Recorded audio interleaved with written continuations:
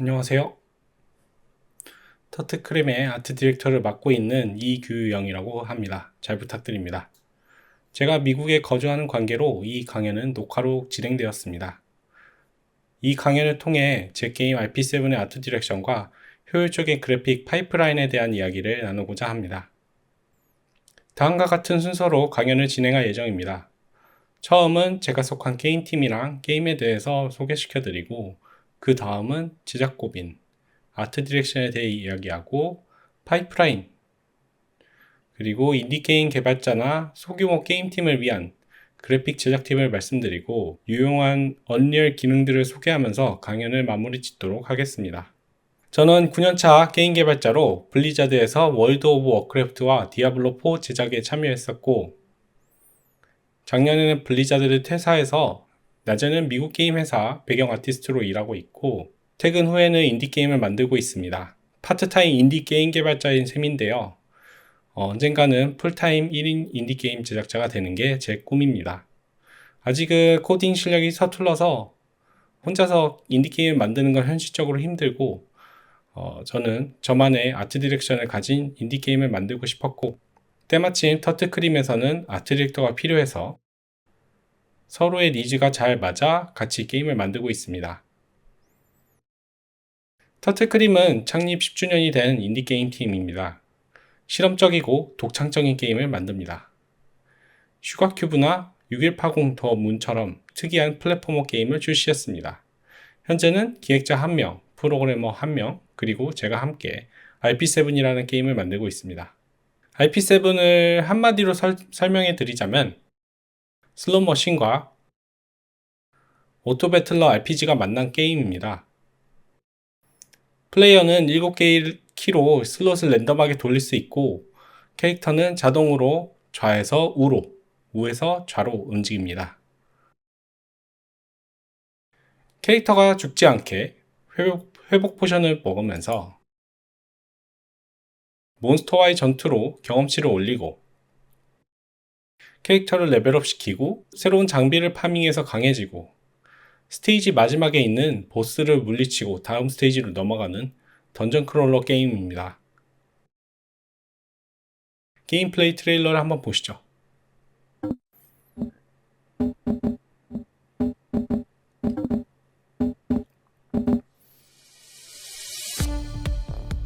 이렇게 슬롯을 돌릴 수 있고요. 캐릭터는 자동으로 움직입니다. 그리고 캐릭터가 상자를 먹어서 아이템을 먹기도 하고, 각 아이템마다 다양한 효과가 있습니다.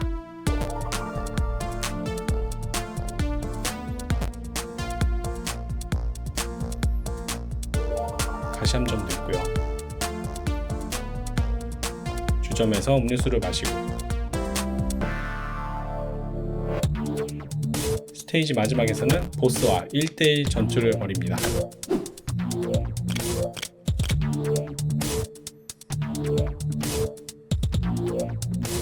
각 보스마다 고유의 슬롯도 있고, 거대한 보스랑 싸울 수도 있어요.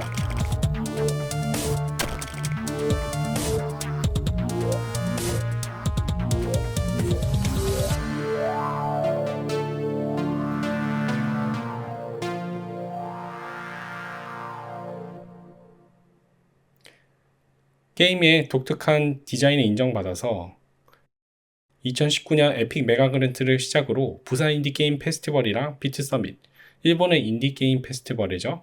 거기서 수상 후보작에도 오르고 상도 받았습니다. 가장 유사한 게임으로는 루프 히어로가 있는데, RP7은 액션성이 훨씬 가미되어 있는 게임입니다.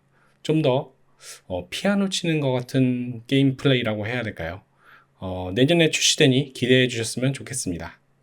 이상 저랑 터틀크림 그리고 RP7에 대한 내용을 말씀드렸고요. 제가 했던 제작 고민에 대해 말씀드리기 전에 그 배경에 대해서 간략하게 설명해 드리겠습니다. 이 게임의 프로토타입은 2017년도 게임잼에서 만들어졌습니다. 그리고 3년이 흘러 2020년부터 3D 그래픽 작업이 들어갔고, 그래픽 작업이 시작된 지 1년이 된 시점에서 제가 합류하면서 이전 아트 디렉터의 작업을 전달받았습니다. 그리고 제가 고민했던 것은 기존의 아트 디렉션을 유지할지 다 가로 어프로치였습니다. 아트 디렉션을 유지한다면 1년치 작업을 그대로 쓸 수 있겠죠. 하지만 작업 과정이 저한테 익숙하지 않기 때문에 고치거나 확장하기 어렵습니다. 만약 그래픽에서 버그가 발생하면 대처하기 어려운 거죠. 생각을 해보니 게임의 출시가 2년이나 남았고 만들어진 에셋보다 만들어야 하는 에셋 수가 많으니 저한테 최적화된 아트 디렉션과 파이프라인을 잡는 게 더 필요했습니다. 물론 리소스를 처음부터 만들어야 했지만 저한테 최적화된 파이프라인을 구축할 수 있기 때문에 기존 아트 디렉션을 유지하는 것보다 훨씬 빨리 만들 자신이 있었습니다. 그래서 모든 것을 갈아엎기로 결정했고 새로운 아트 디렉션을 고민하기 시작했습니다. 이번 챕터는 아트 디렉션입니다. 컨셉, 캐릭터 디자인, 색상, 그리고 애니메이션 이렇게 4가지 파트에 대해 말씀드릴 예정입니다. 먼저 컨셉 파트입니다. 전반적인 아트 디렉션의 방향을 정하는 파트죠. 새로운 아트 디렉션에 대해 다양한 아이디어가 있었고 여러 차례 스케치를 거듭한 끝에 2가지 후보가 남았습니다. 하나는 쫄깃쫄깃한 복셀 느낌의 아트 디렉션이었어요. 레고처럼 블록을 쌓아서 그래픽을 구성하는 거죠. 다른 하나는 장난감 느낌의 아트 디렉션이었습니다. 제가 장난감을 좋아하거든요. 아트 디렉션을 잡는 건 처음이라서 고민이 많았습니다. 회사였으면은 팀장이나 아트 디렉터한테 물어봤을 텐데 지금은 제가 그 아트 디렉터잖아요. 제가 결정해야 되는 거죠. 결정하기가 어려워서 제가 게임 아트를 만들 때 중요시하는 부분이 무엇인지 고민해 봤습니다. 바로 게임 플레이를 돕는가 더군요. 게임 아트가 생겨난 것도 어떻게 보면 게임 플레이를 돕기 위해서잖아요. 게임 플레이 관점에서 2컨셉을 다시 돌아보았습니다. 복셀은 블록 단위로 구성되어 있다 보니까 실루엣이 비슷비슷하거나 각질 수밖에 없고 순간적인 판단이 중요한 이 게임에서 실루엣이 제대로 구분되지 않는다면 이 게임의 플레이에 큰 방해가 됩니다. 반면에 장난감 아트 디렉션은 실루엣이 곡선이라서 다양하게 나올 수 있습니다. 게임 플레이를 돕는 아트 디렉션이라고 할 수 있습니다. 그래서 결국 장난감 스타일로 가기로 결정했습니다. 그 다음 아트 디렉션은 캐릭터 디자인 파트입니다. 본격적으로 캐릭터 디자인을 잡으면서 가장 중시했던 점은 심플하면서도 실루엣이 다양하게 디자인하는 것이었습니다. 고전 픽셀 게임에서 많은 답을 찾았습니다. 파이널 판타지라든가 젤다의 전설, 드래곤 퀘스트 같은 게임들 말이죠. 그 게임들의 공통점은 캐릭터 머리가 크고 팔다리가 짧다는 점인데 그 디자인 덕분에 실루엣이 잘 익히고 애니메이션 작업 효율이 높았을 것 같습니다. 저는 RP7의 캐릭터 디자인을 픽셀 게임보다 심플하게 디자인하기로 마음먹었습니다. 팔도 빼고, 목도 빼고, 발도 빼고 캐릭터의 특징이라고 할 수 있는 무기와 소품, 방패, 그리고 모자만 남겼습니다. 심지어 상당수의 캐릭터의 얼굴에 있는 입과 코도 빼버렸어요. 이런 디자인은 구조가 단순하기 때문에 리깅과 애니메이션 작업을 많이 줄일 수 있었습니다. 그런데 만들고 나니 너무 심플한 나머지 그래픽 완성도가 생각처럼 나오지 않았습니다. 뭔가 만들다 만 듯한 허전한 느낌이랄까요? 그 허전함을 채우기 위해 장난감 레퍼런스를 더 찾아보았습니다. 제 딸의 갖가지 장난감을 살펴보다가 레고가 눈에 띄었습니다. 레고 특유의 그런 미묘한 재질감이 색다르게 느껴지더군요. 레고가 알고 보면 질감이 단순하지 않습니다. 마이크로 디테일이라고 하는데 빨간 기와에 오돌토돌한 디테일이 들어간 반면 갈색 블록은 매끈하죠. 오래된 레고 같은 경우에는 기스가 많아서 빛에 비춰봤을 때 하이라이트 부분이 일정하지 않고 불규칙하게 얇게 퍼져 있습니다. 손에 닿지 않는 부분은 하얗게 먼지가 쌓여 있죠. 그런 디테일을 게임 그래픽으로 구현하고 싶었습니다. 그래서 텍스처 재질감 표현 테스트를 여러 번 했습니다. 그중 대표적인 3가지 테스트를 보여드리고 싶습니다. 맨 왼쪽 에셋은 256픽셀 텍스처 한 세트를 썼습니다. 기본 텍스처로만 이루어져 있고 텍스처 용량이 총 171KB였습니다. 아무런 디테일이 들어가지 않아서 조금 허전하죠. 두 번째에서는 기본 텍스처의 디테일 텍스처를 텍스처 프로그램에서 합성해 버렸습니다. 그리고 언리얼에서 그 디테일이 선명하게 보일 때까지 텍스처 해상도를 계속 올렸습니다. 1024 픽셀이 되니까 잘 보이더군요. 제가 원하던 대로 하이라이트 부분이 불규칙하게 퍼지긴 했지만 텍스처가 차지하는 용량이 약 2.7메가로 최초 테스트 때보다 15배나 커졌습니다. 용량이 너무 커진 관계로 세 번째 테스트를 도입했습니다. 세 번째 방법은 기본 텍스처랑 디테일 텍스처를 언리얼 매터리얼로 타일링해서 합성하는 방식이었습니다. 두 번째 방법이랑 결과가 비슷하죠. 차이점이 있다면 텍스처 용량이 훨씬 작다는 겁니다. 1024 텍스처를 쓰는 방법보다 텍스처 해상도 면적이 8분의 1 수준인 동시에 텍스처의 용량은 10분의 1로 줄어들었습니다. 굉장히 신기했습니다. 지금 이건 캐릭터 하나지만 캐릭터 여러 개가 될 경우에는 텍스처 용량 차이가 훨씬 커지겠죠? 결국 이 세 번째 방법인 언리얼 매터리얼로 디테일 텍스처를 합성하는 방식을 모두 적용시켰습니다. 이 재질감이 심플한 디자인의 허전함을 보완했습니다. 다음은 색상 파트입니다. 디자인뿐만 아니라 색상도 심플하게 쓰려고 노력했습니다. 캐릭터마다 테마가 강렬해지는 것은 물론 캐릭터를 작은 스크린에서 봤을 때도 잘 익히고 구별이 잘 됩니다. 단순하게 한 몬스터, 한 캐릭터마다 색을 제한하는 게 아니라 게임에 들어가는 모든 에셋의 색상을 제한하고 있습니다. 7개의 슬롯에 각기 다른 몬스터가 나오더라도 조화롭게 보이고 싶었거든요.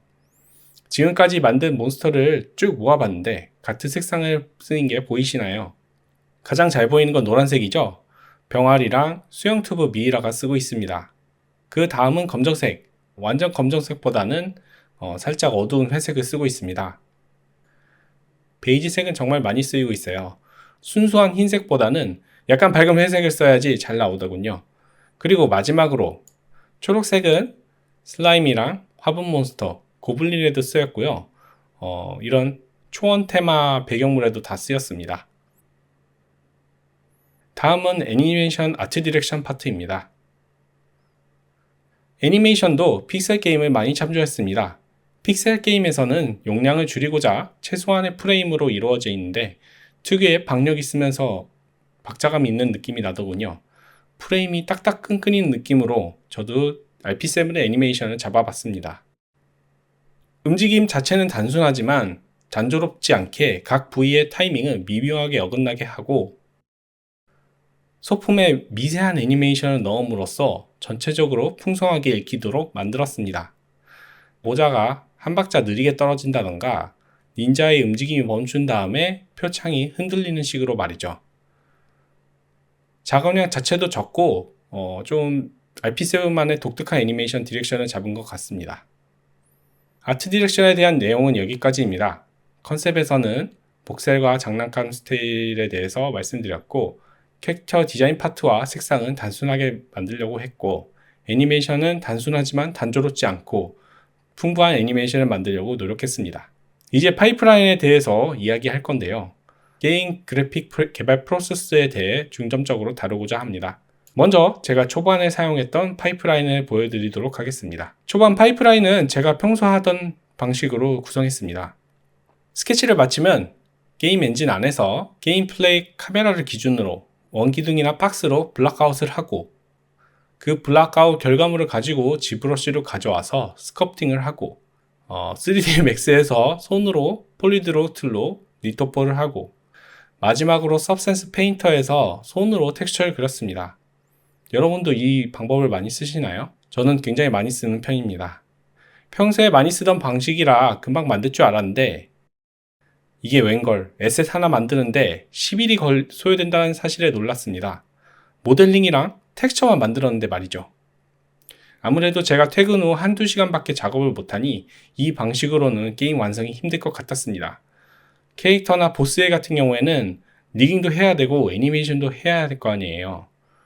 그래서 제가 각 과정을 면밀하게 분석하고 나서 하이폴리곤 과정과 리토포, 텍스처 작업 과정이 오래 걸린다는 사실을 깨달았습니다. 그렇게 지속적으로 연구를 거듭한 현재의 파이프라인을 보여드리고 싶습니다. 앞서 오래 걸린다고 말씀드린 하이폴리곤, 리토포, 텍스처 과정을 어떻게 개선했는지 설명해 드리겠습니다. 초반 하이폴 작업 방식은 주로 지브러쉬를 썼는데요. 저는 지브러쉬를 사용하면 디테일에 집착하기 시작하면서 작업 시간이 늘어진다는 걸 깨닫고 지브러쉬를 최소한으로 쓰는 방법으로 바뀌었습니다. 가능하다면 아예 안 쓰는 거죠. 그래서 두 가지 방법으로 나뉘었습니다. 3D 맥스로 만드는 방식이랑 VR에서 모델링하는 방식입니다. RP7의 아트는 모양이 단순하기 때문에 맥스의 터보 스무스를 쓰는 것만으로도 퀄리티가 충분했습니다. 터보 스무스는 엣지 간격이 가까우면 모서리를 잡아주고 엣지 간격 멀어지면은 부드럽게 펴주는 모델링 방식으로 수정하기도 편하면서 하이 폴리곤의 퀄리티가 잘 나옵니다. 지브러쉬처럼 섬세하진 않습니다. 하지만 모서리 마모나 움푹 패이는 디테일을 잡아주기는 충분합니다. 폴리곤 커팅 툴로 잡아주고 챔퍼를 넣거나 엣지 루프를 추가하는 방식으로 말이죠. 다른 하이폴리곤 작업 방식은 VR로 만드는 작업 방식입니다. 제가 쓰는 모델링 툴은 그래비티 스케치라는 툴인데 처음에는 재미로 써보았다가 예상보다 작업 퀄리티가 괜찮아서 본격적으로 쓰기 시작했습니다. VR을 쓰는 거라 몰입감이 넘치고 컨트롤이 직관적이에요. 독자적인 클라우드 서버가 있어서 스케치한 걸 휴대폰으로 찍어서 클라우드에 올리고 그걸 VR에서 바로 쓸 수 있고 VR에서 작업했던 것도 클라우드 서버에 저장이 되어 있기 때문에 컴퓨터에 가져와서 마무리할 수 있습니다. 한번 작업하는 걸 보여드리도록 하겠습니다. 지금 클라우드 서버에 있는 이미지를 가져오고 있습니다. 이렇게 드래그 앤 드랍으로 바로 레퍼런스를 추가하고요. 레퍼런스는 확대를 하거나 축소를 하거나 각도로 바꿀 수 있습니다. 그리고 레퍼런스 바로 위에서 모델링을 할 수 있습니다. 굉장히 직관적이죠.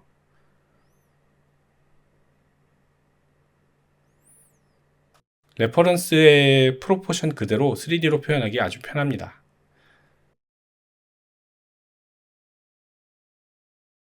터보 스무스랑 비슷한 सब디비전 모델링을 쓰거든요. 그래서 디테일 넣기도 편하고요. 곡선 모델링 툴도 다양하게 있습니다. 그래서 지금 곡도를 지금 만들고 있죠. 익스트루드도 굉장히 편하게 돼 있어서 저렇게 그냥 드래그 앤 드랍으로 다 할 수 있습니다.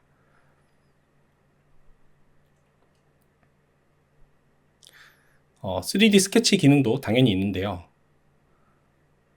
레퍼런스 위에 3D 스케치를 하고 그거를 모델링에 맞춰서 3D 형태로 바꿔주고요. 그리고 그 3D 스케치도 편집이 가능하기 때문에 이렇게 만들 수 있습니다. 이걸 토대로 3D 모델링을 만드니까 거의 스케치랑 동일한 비율의 캐릭터가 나올 수 있는 거죠.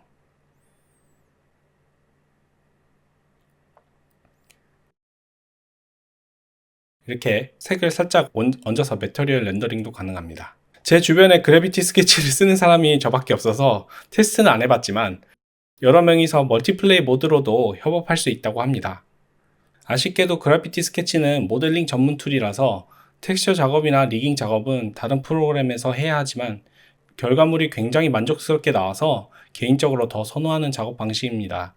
몬스터뿐만 아니라 배경물, 대형 보스도 대부분 그래비티 스케치로 만들고 있습니다. 특히 이 오징어 마법사의 경우에는 한쪽 눈을 살짝 감고 있는 신기 불편한 표정인 포인트인데 그 캐릭터성이 3D로 너무나 잘 구현되어서 만족스럽습니다. 다시 현재의 파이프라인으로 돌아와서 가장 오래 걸렸던 리토포나 텍스처 같은 경우에는 퀄리티를 유지하면서도 작업 속도는 훨씬 빠르게 하는 마법 같은 방법을 찾아보았습니다. 그 방법은 바로 자동화였습니다. 자동화. 게임 그래픽 제작에서도 피할 수 없는 과정이죠. 여기서 말씀드리는 자동화는 AI 뭐 이런 게 아니고 프로시저를 활용한 작업 방식입니다. 문제는 어느 부분의 퀄리티를 조금 양보해서라도 작업 속도를 올리는 게 효과적일까를 정해야 된다는 겁니다. 저는 모든 부분을 신경 써서 완성한 뒤에 보람을 느끼는 사람이지만 신경을 덜 쓰는 부분이 분명 있습니다. 하나는 리토포로 만든 로우 폴리곤, 다른 하나는 텍스처입니다. RP7의 대부분의 몬스터는 애니메이션조차 없기 때문에 와이어프레임 신경 안 써도 되고 텍스처 같은 경우에는 어차피 플레이어는 슬롯을 빠르게 돌리느냐 텍스처의 세밀한 표현을 볼 수가 없기 때문에 그런 표현은 필요 없습니다. 여기서 말하는 세밀한 표현은 재질감을 말씀드리는 게 아니라 페인트가 벗겨지거나 색이 바랜다거나 그런 부분을 뜻합니다. 그래서 리토포랑 텍스처를 자동화시키기로 마음먹고 서브센스 디자이너와 후디니를 적극적으로 사용했습니다. 제가 후디니를 제대로 공부하기 시작한 지 1년이 됐고 그동안 계속 리토포 툴을 개선했습니다. 그 리토포 툴에 대해서 말씀드리겠습니다. 제가 만드는 리토포 툴은 폴리곤 수만 줄여주는 뿐만 아니라 이름도 텍스처 베이킹하기 좋게 세팅해주는 툴이었습니다. 리토포를 한 다음에 항상 3D Max에서 이름을 일일이 바꿔주곤 했는데 실수가 많고 지루한 반복 작업이었습니다. 그래서 후디니로 이런 번거로운 과정을 자동화시켜주는 툴을 만들었습니다. 파이썬, 백스, 그리고 후디니 노드들을 모두 합해서 만든 툴이었죠. 영상으로 보여드리도록 하겠습니다. 이렇게 하이폴리곤을 더블 클릭해서 불러오고요. 이 버튼 한번 누르면은 로우 폴리곤이 자동으로 생성됩니다.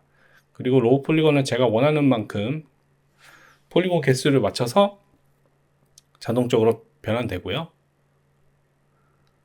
형태나 복잡도를 고려해서 폴리곤 카운트를 넣습니다. 이렇게 보시면은 아주 로우 폴리곤 와이어 프레임이 개판이죠. 그래도 게임 안에서는 괜찮게 보입니다. 어차피 대부분의 몬스터는 리깅이 안 들어가고 리깅이 들어가는 캐릭터나 보스의 경우에는 맥스에서 모델링을 살짝 수정해 주기만 하면 됩니다. 이걸 만약에 3D 맥스에서 전부 리토프 한다면은 2시간, 3시간 걸릴 작업인데 몇 분 만에 만드니 작업 효율이 훨씬 높습니다. 리토포가 끝난 다음에 UV를 피고 서브센스 디자이너로 가서 텍스처 작업을 합니다. 서브센스 디자이너에서 저는 RP7을 위한 독자적인 매터리얼 노드를 만들었습니다. 매번 색상과 러프네스, 메탈릭을 고르는 게 시간이 너무 걸리고 번거로워서 그런 부분을 전부 세트로 지정했습니다. 노드의 재질 리스트에서 러프네스, 메탈릭 세트를 고를 수 있고 색상 리스트에서 기본 톤을 제가 고르면 세트로 지정된 밝은 톤, 어두운 톤이 적용됩니다. 새로운 몬스터를 만들 때마다 새롭게 재질감이나 색상을 찾을 필요가 없는 거죠. 만약 세트에 없는 재질감이나 새로운 색상 세트가 필요하면 이 커스텀 노드를 열어서 새로운 세트를 등록시켜주면 됩니다. 사용하는 과정을 보여드리도록 하겠습니다. 일단 베이킹된 커버처랑 AO가 필요하고요. 그러면 노드가 활성화됩니다. 재질감 리스트에 있는 것으로 게임 속 대부분 재질감을 표현할 수 있고요. 색상 리스트의 경우에는 목록에서 하나만 고르면 그 색상과 가장 잘 어울리는 밝은 색과 어두운 색이 자동적으로 선택됩니다. 색깔을 뭘 쓸지 고민할 필요가 없는 거죠. 몬스터에 여러 색이 들어간다면은 컬러 ID 맵이랑 멀티 매터리얼 블렌드 노드를 활용해서 텍스처를 만들고 있습니다.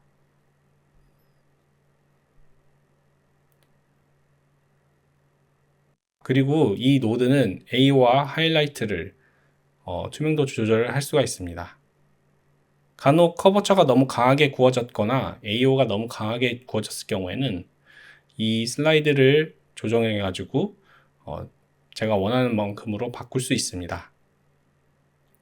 텍스처 작업을 서브센스 페인터로 일일이 손으로 그리지 않아도 된다는 점에서 작업 속도가 엄청 빨라졌습니다.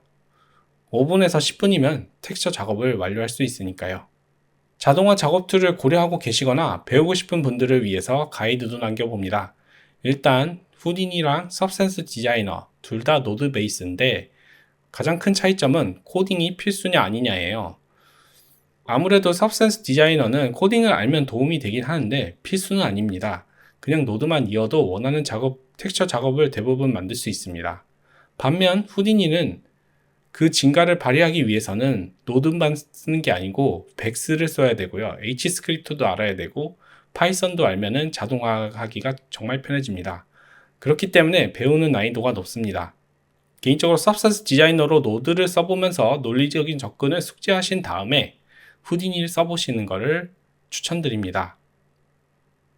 자동화에 빨리 적응하는 팁도 3가지가 있습니다. 첫 번째는 논리적 접근을 많이 연습하라는 겁니다.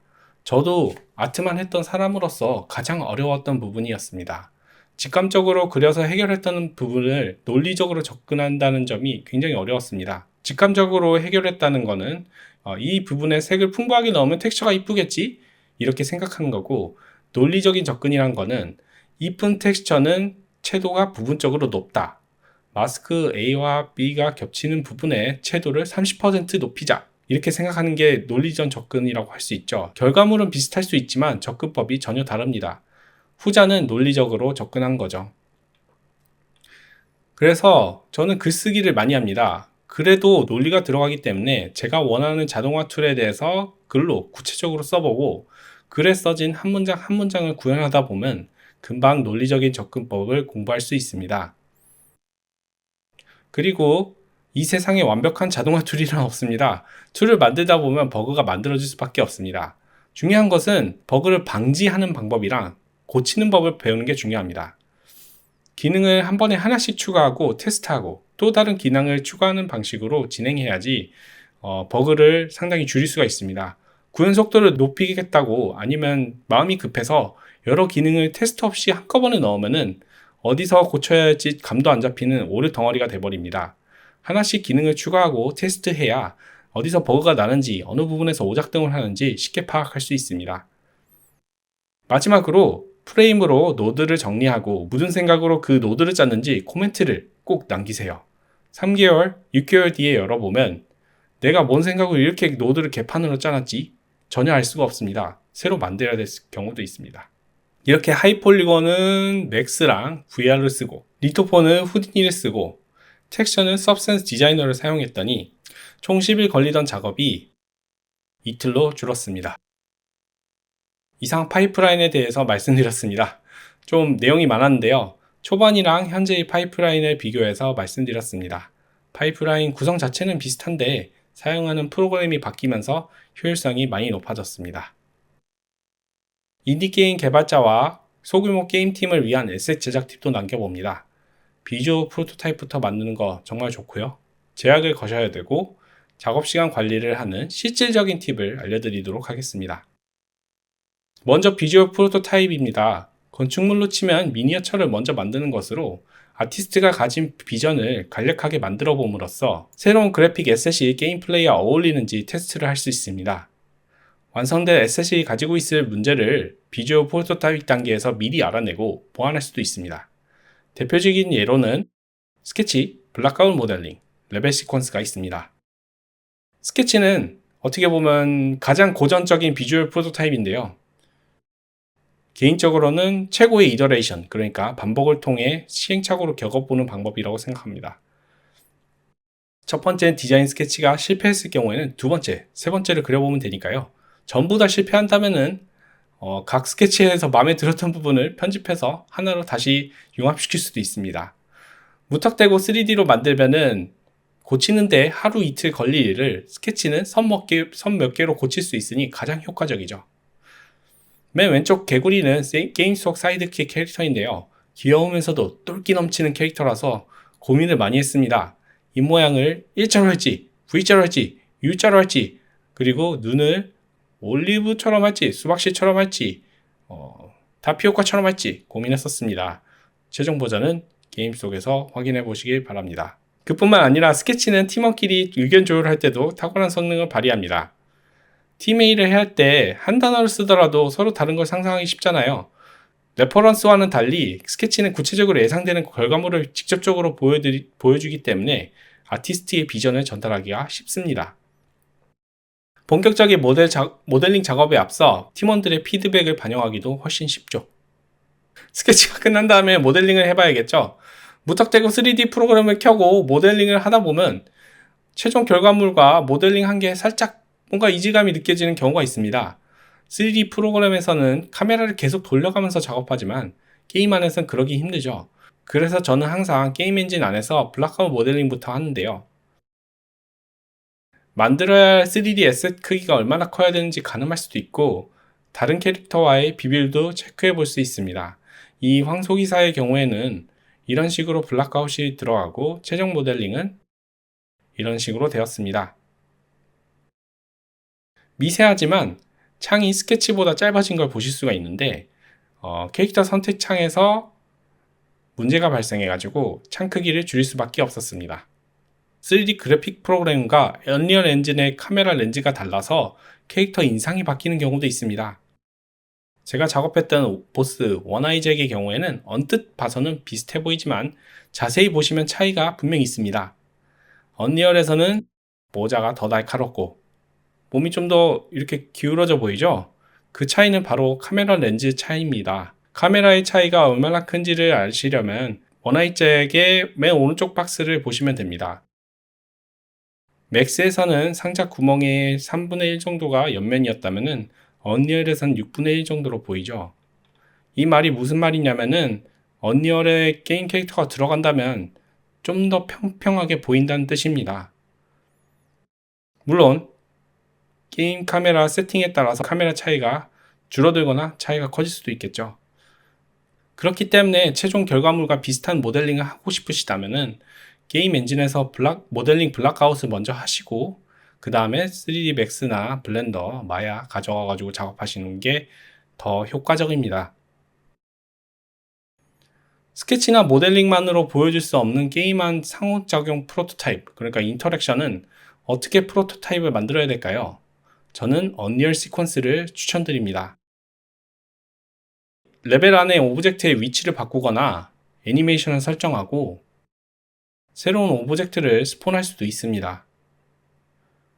저는 RP7에서 경험치바가 꽉 차서 보물상자가 등장하는 장면을 연출하고 싶었는데요. 처음에는 글로 설명하려고 했습니다. 하지만 제대로 전달되지 않을 것 같아서 레벨 시퀀스로 비주얼 프로토타입을 만들었습니다. 특정 프레임에 파티클을 소환하고 그 타이밍에 맞춰서 매터리얼 수치에 키를 넣었습니다. 여기 키 여기 있죠? 이제 한번 보시죠. 결과적으로 프로그래머 분은 시퀀스를 그대로 구현하면 되니까 편하고 저도 프로그래머 분께 세부적인 그래픽 피드백을 따로 드릴 필요가 없어서 서로가 편하게 작업했습니다. 비주얼 프로토타입에 대해서 좀 더 알게 되셨는지 모르겠네요. 다음 팁은 제약을 미리 설정하는 건데요. 여기서 제약은 스테이지 수가 될 수도 있고 등장하는 캐릭터 수나 맵의 크기가 될 수도 있습니다. 제약을 빨리 걸면 작업량 자체가 줄어들면서 각 오브젝트에 투자할 시간이 늘어나니 당연히 아트 에셋의 퀄리티가 높아지겠죠.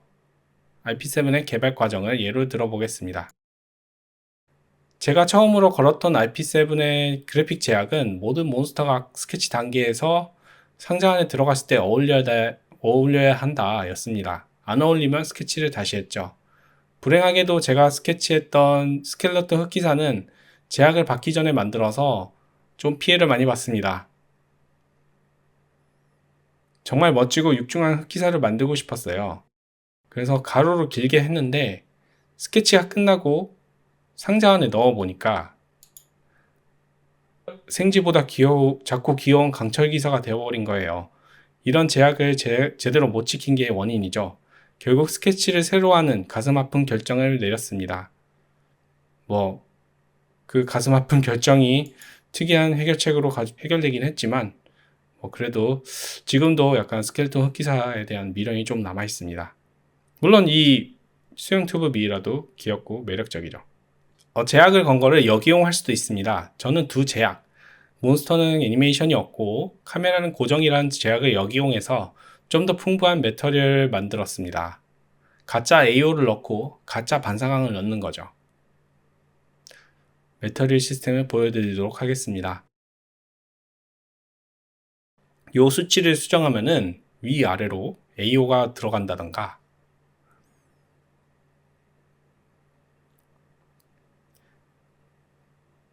깊이 AO도 넣을 수 있고요. 지금 AO가 검정색인데 그 색을 바꿀 수도 있습니다.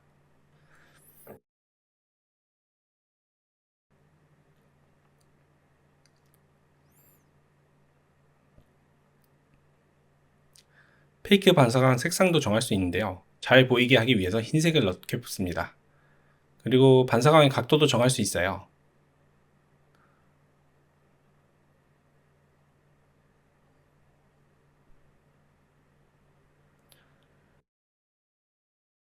반사각을 빨간색으로 하면 빛이 이 상자 안에 들어가서 산란된 것처럼 보이게 할 수 있습니다. 원본과 비교해 보시면은 그냥 매터리얼을 넣는 것보다 색감이 풍부한 일러스트 같은 느낌의 결과물이 나오는 걸 아실 수가 있습니다. 제약을 거는 건 새로운 규칙이 생겨나는 거지만 그 규칙이 있기 때문에 게임 그래픽의 퀄리티를 올리는 데 도움이 됩니다. 다음 에셋 제작 팁은 작업 시간 관리입니다. 게임 개발은 시간과의 싸움입니다. 시간이란 자원은 무한하지 않고 해야 할 일은 쌓여 있으니 시간 분배를 적절히 해야죠. 저 같은 경우에는 구글 시트를 써서 관리하고 있습니다. 웬만한 기능은 다 있고 팀원끼리 공유하기도 편하잖아요. 프로그래머나 기획자분이 새로운 그래픽 리소스 요청을 이 시트에 적어주면 제가 중요도, 예상 작업 일수를 적습니다. 이 시트를 만들 때 중요한 거는 일단 우선순위가 정말 중요합니다. 반드시 적으셔야 됩니다. 어떤 작업부터 해야 할지 정할 수도 있고 게임 발매일이 얼마 안 남았을 때 어떤 작업을 포기해야 되는가 정하는 데도 도움이 됩니다. 원하는 모든 그래픽 리소스를 만들 수는 없어요, 현실적으로.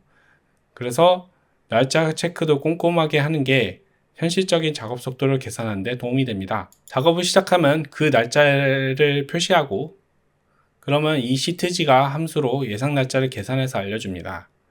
그리고 중요한 게 실제 완료 날짜를 입력하셔야 됩니다. 그러면은 예상했던 작업 일수랑 소요됐던 작업 일수를 비교할 수 있습니다. 저 같은 경우에는 이 시트지로 리깅이랑 애니메이션이 들어가면 최소 일주일 걸리고 애니메이션이 여러 개 들어가는 보스 같은 경우에는 2주에서 3주 걸린다는 사실을 깨달았습니다. 게임 출시 날짜가 정해지거나 예상 날짜가 있을 경우에는 몇 개의 작업물을 만들 수 있는지 구체적으로 계산할 수도 있습니다.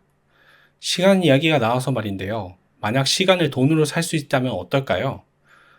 그런 생각을 해보신 적이 있다면 언리얼 마켓플레이스를 추천드립니다.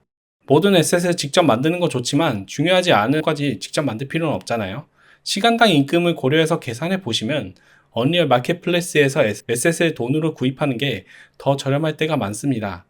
평생 무료 에셋, 매달 무료 에셋도 있으니 찾아보시는 걸 추천드립니다. 에셋 제작 팁은 여기까지입니다. 마지막 장에서는 제가 유용하게 쓴 언리얼 기능을 다뤄보겠습니다. 첫 번째는 애니메이션 커브입니다. 특정 타이밍에 파티클을 넣는다던가 매터리얼 수치를 변경할 수 있는데요. 이 보스 사망 애니메이션의 경우에는 두 개의 파티클이 쓰였고 보스의 몸을 하얗게 만들어주는 매터리얼 수치랑 몸을 숨겨주는 이 매터리얼 두 개가 동시에 쓰였다는 걸 아실 수가 있습니다. 타이밍 맞추기도 편하고 수치 바꾸기도 정말 편하게 되어 있습니다. 그리고 많은 분들이 좋아하시는 그 블루프린트,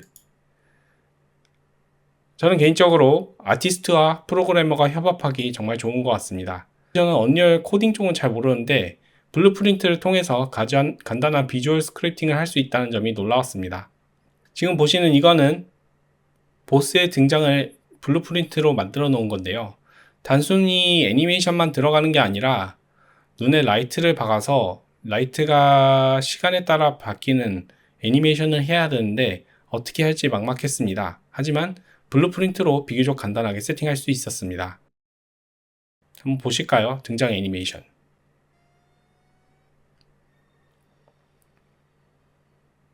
좀 짧은데 어쩔 수 없네요. 시간 관계상 여기까지만 보고 애니메이션 커브의 노티피케이션을 이용해서 블루프린트와 연결해서 쓸 수 있다는 점도 유용합니다.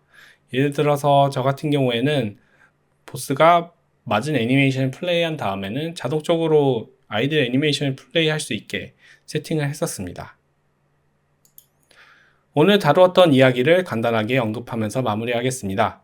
10년 된 인디게임팀 터틀크림에서 RP7이라는 게임이 있고 1년 된 그래픽 작업물이 있었기 때문에 제가 고민을 많이 했습니다. 결국 아트 디렉션부터 파이프라인 설정까지 새로 만들었고 저에 맞춰서 최적화했습니다.